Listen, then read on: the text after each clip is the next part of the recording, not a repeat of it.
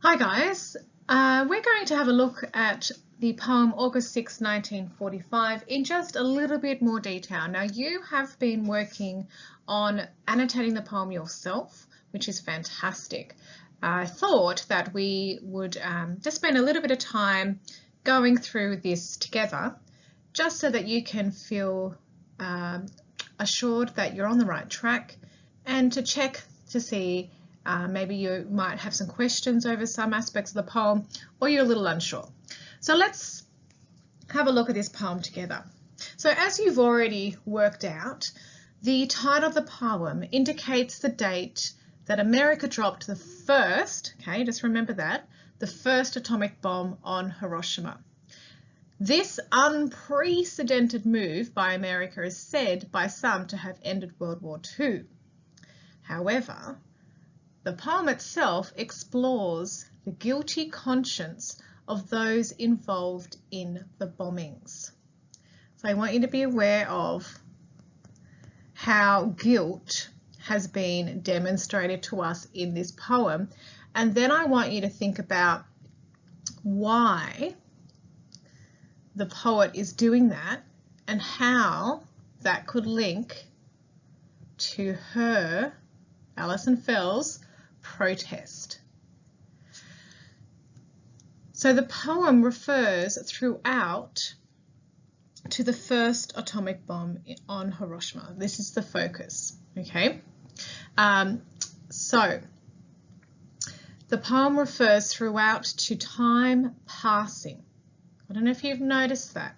So what Alison Fell is doing is that she's emphasizing time and how time keeps moving, okay? And I don't know if you saw this, but she does that through where she keeps using the word later. Each stanza begins with the word later. So the poem is written from a retrospective point of view, which means it's looking back, okay? Yet there are moments before the bomb is dropped. We see at the beginning of the poem, it's before the bomb is dropped, when the world was still oblivious to the idea of atomic warfare. In the poem, Fell explores two aspects of the bombing. Okay, so you might want to write this down. She's exploring two aspects of the bombing. Firstly,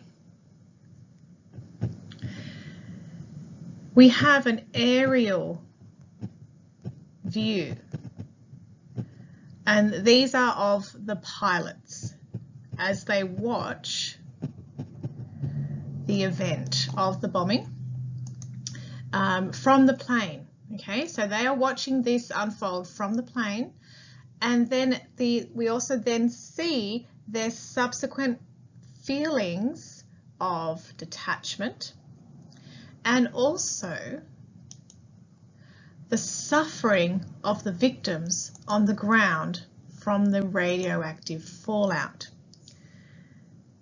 So then we get a ground level view, and this is of the victims. And she is demonstrating us the fallout of, so before the bomb is dropped, the dropping of the bomb, and then after the dropping of the bomb, and what happens, what are the events. And she uses such graphic imagery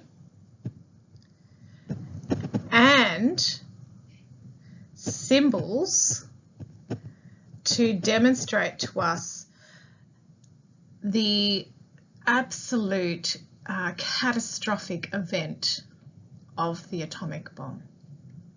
So let's dive in and have a look. Okay, let's have a look at the first stanza. In the Enola Gay, 5 minutes before impact, he whistles a dry tune. So again, we have that reference to time. So think about why she is emphasizing time here.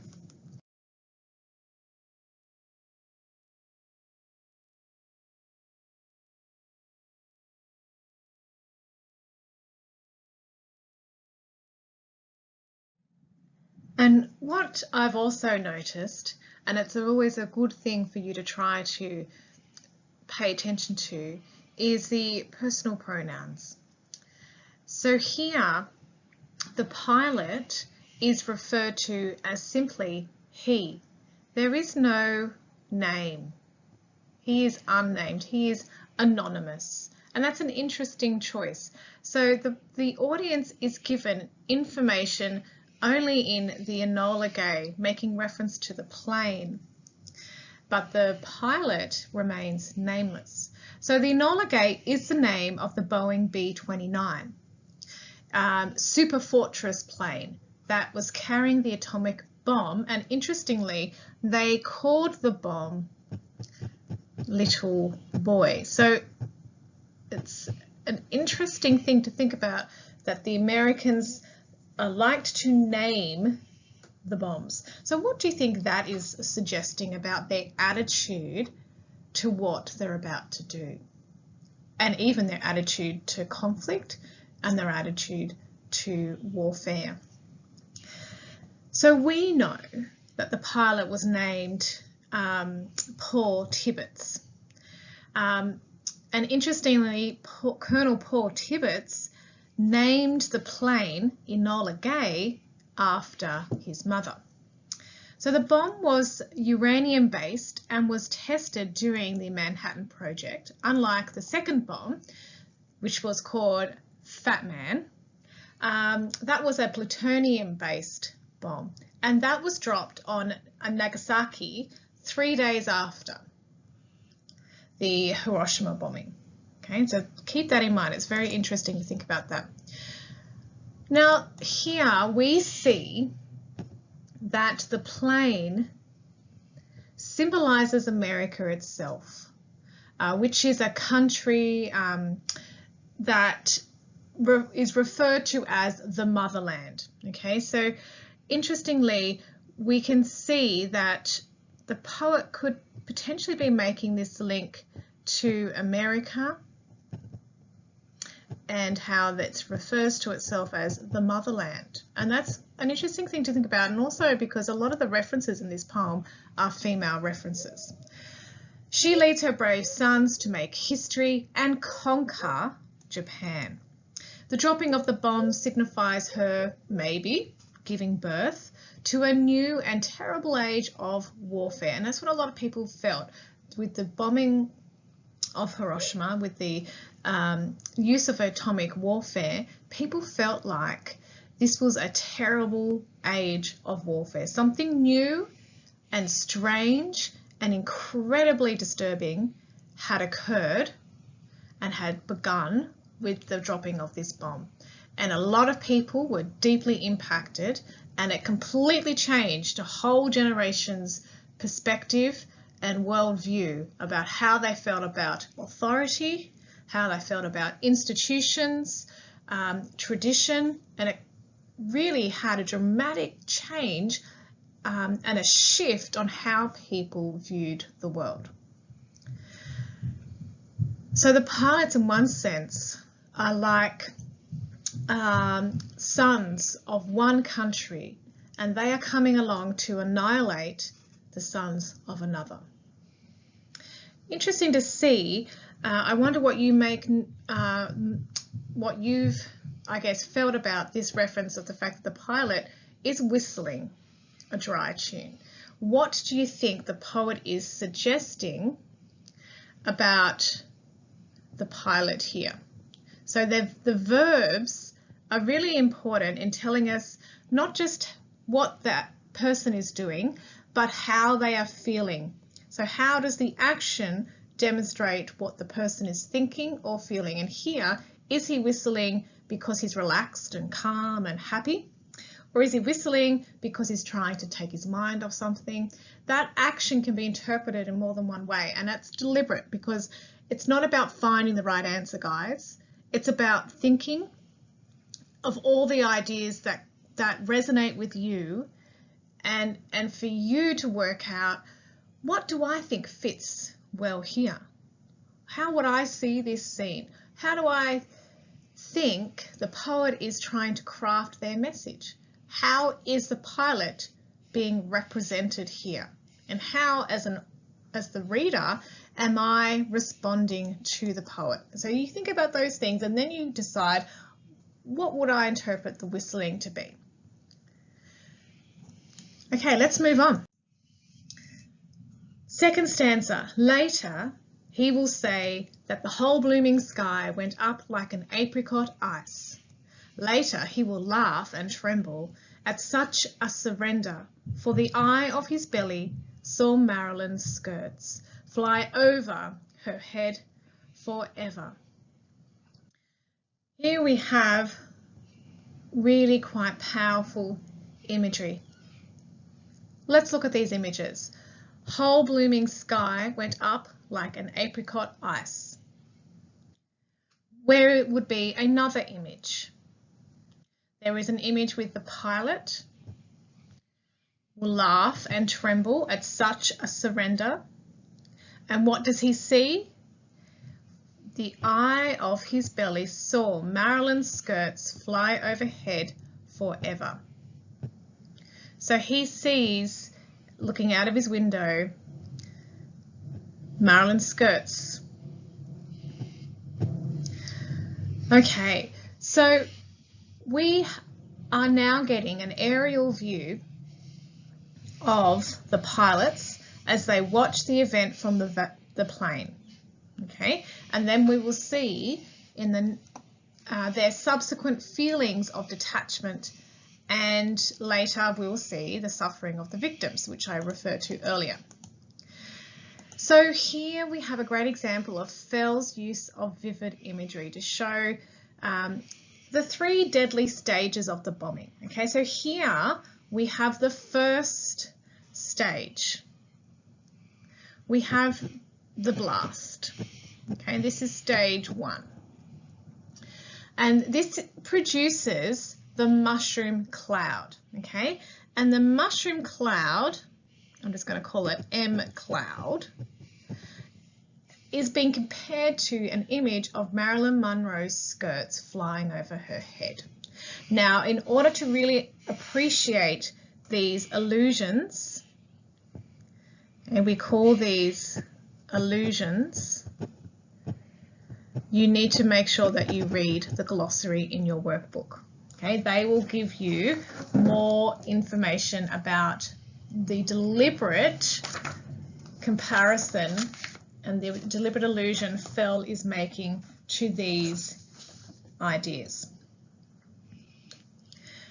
So it's an interesting and quite a strange comparison to make between what the bomb looked like, the mushroom cloud of the bomb, and the iconic image of Marilyn Monroe in her white dress as it gets blasted by the air from the subway grating.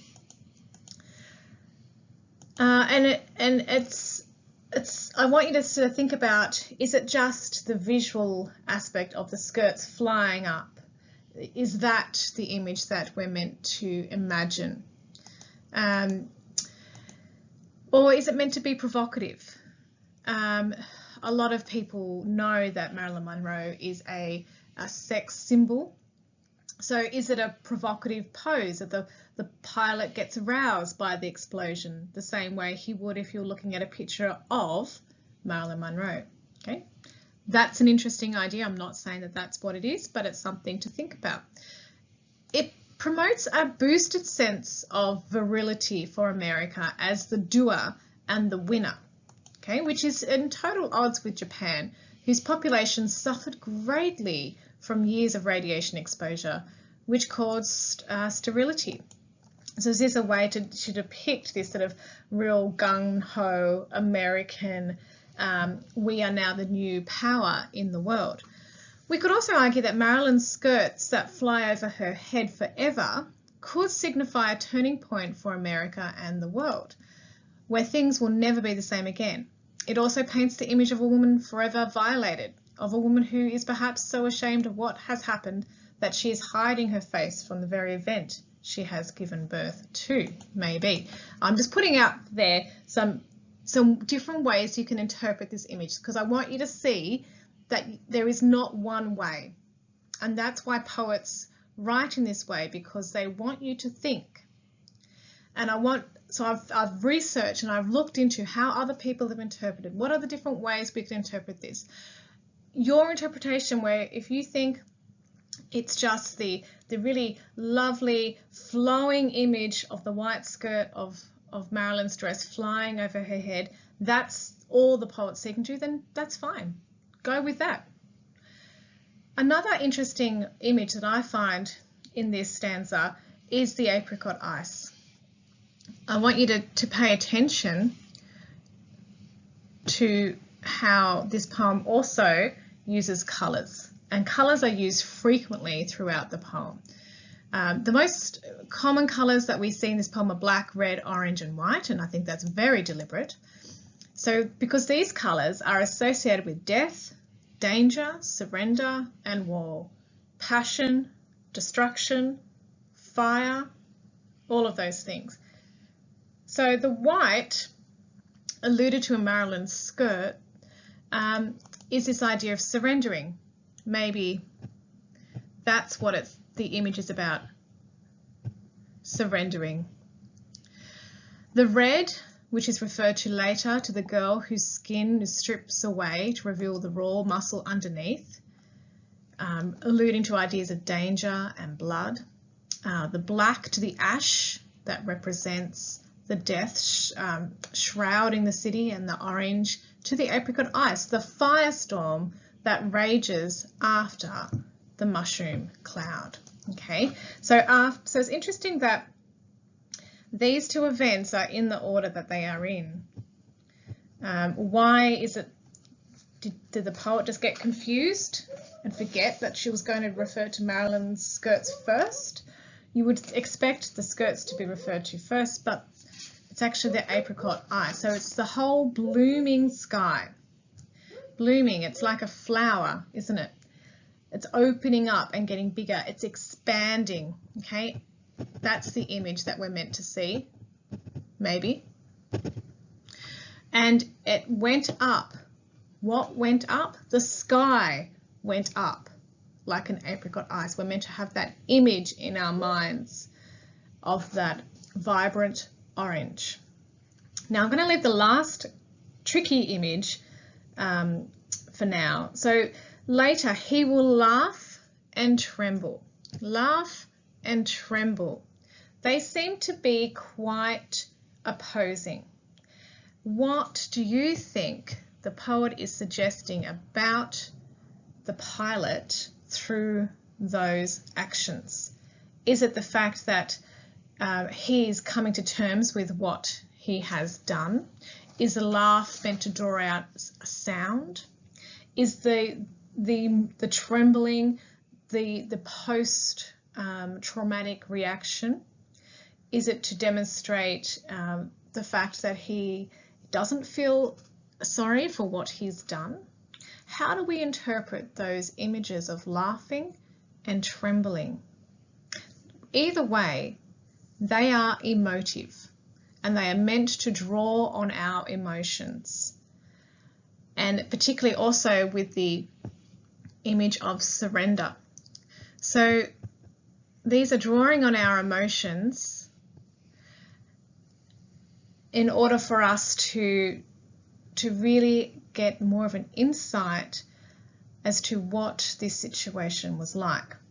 How is the pilot being represented here? Are we empathizing with them, or are we feeling something very different?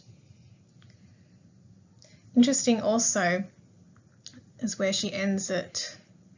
Fell ends with forever. That highlights, doesn't it, the devastation of the bomb. Okay, let's move on. Here we have the second stage of the bombing. On the riverbank, bees drizzle over hot white rhododendrons.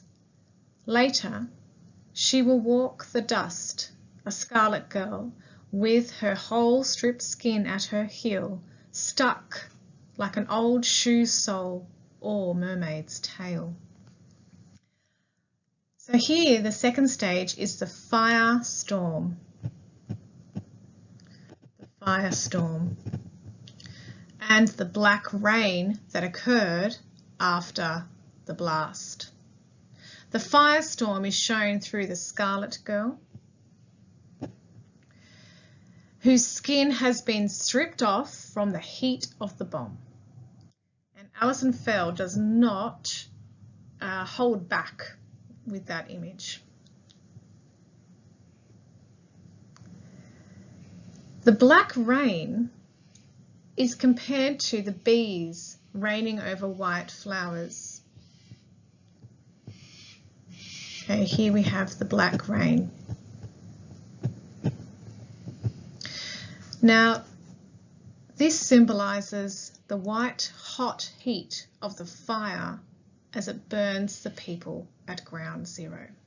So we've moved away from the pilots and now we're on the ground. This is what it's like on the riverbank. So the on, that preposition, signifies a shift in place, and we are repositioned to be down on the ground.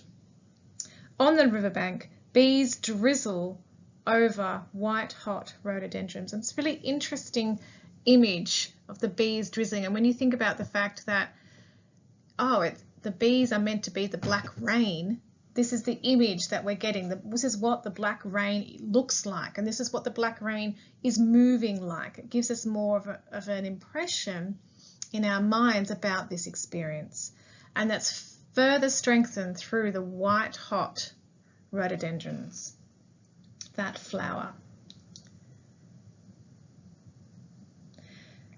Through using the reference to a bee, using that metaphor, I feel like the poet is really trying to capture the sound and the movement of the bees, how the bees are descending, and also the sound, the buzzing.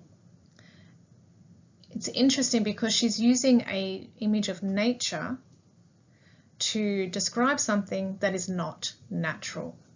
So I think there's also this conflict between nature and the man-made, or the unnatural. That's something to think about. Later she will walk, and again, there's no names, it's just she. She will walk the dust. See, there's nothing left. Like the destruction, also referring to the white hot rhododendrons, because they're hot white because they are burning. It's not because that's the colour, it's the fact that they are being destroyed and are completely alive with the fire. So as the girl, she is walking the dust. There is nothing left of her city. She's referred to as a Scarlet Girl. Again, the red and that colour imagery that we see up in the previous stanza. A Scarlet Girl with her whole stripped skin at her heel. Okay, and this is really gruesome. It's quite sickening, this image. Stuck.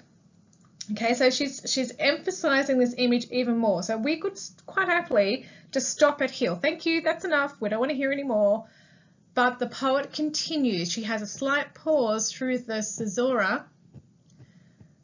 Okay, I think I've spelt that incorrectly, but you can work it out. With her whole stripped skin at her heel, there's a slight pause. She's building the image, stuck like an old shoe sole or mermaid's tail. Oh, let me just change that colour. So her skin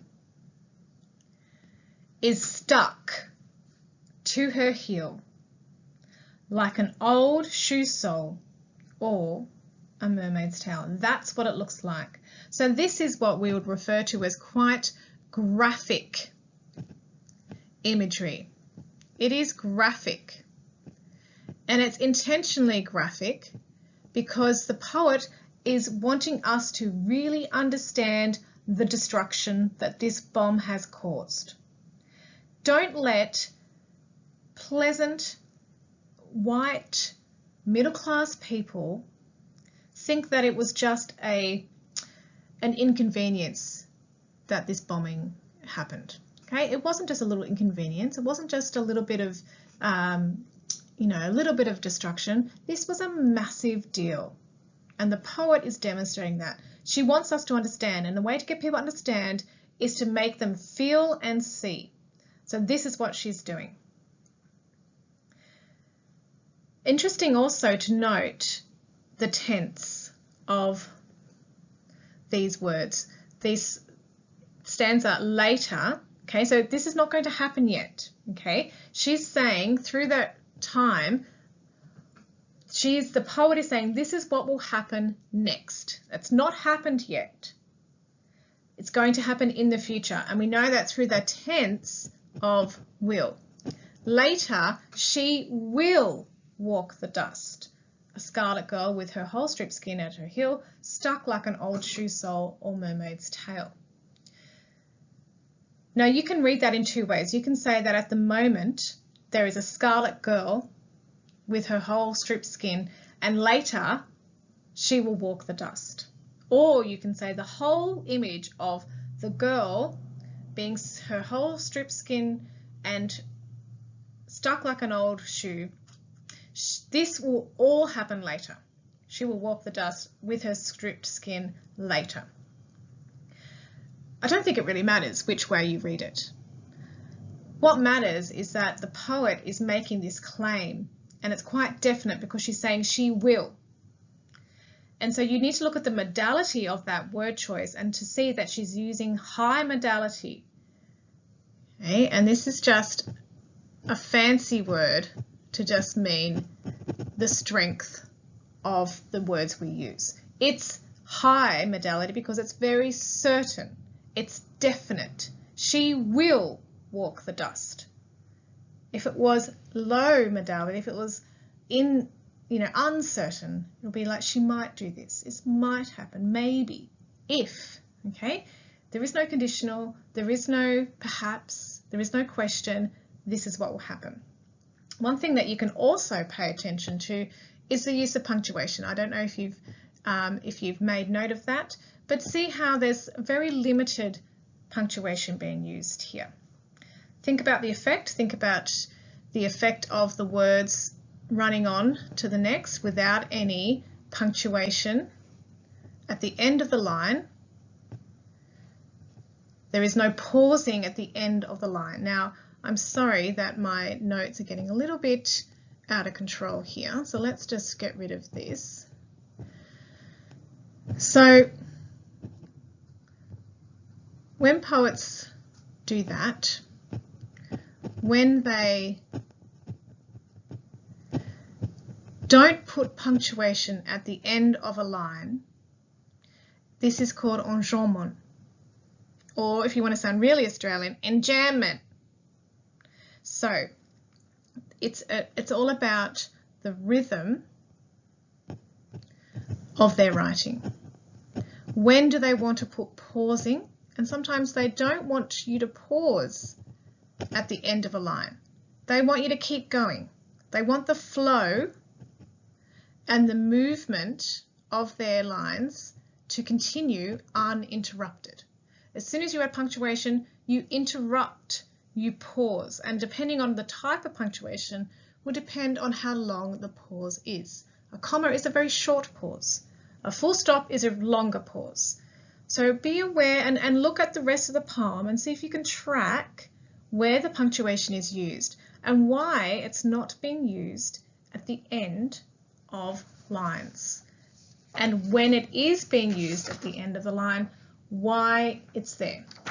Okay, these things aren't done like maybe when a lot of us write stuff, we don't really intentionally do stuff, it just kind of happens.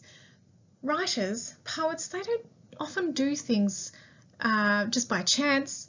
They are deliberate, so we have to look at those. Okay, I've talked too much about this. Let's move on.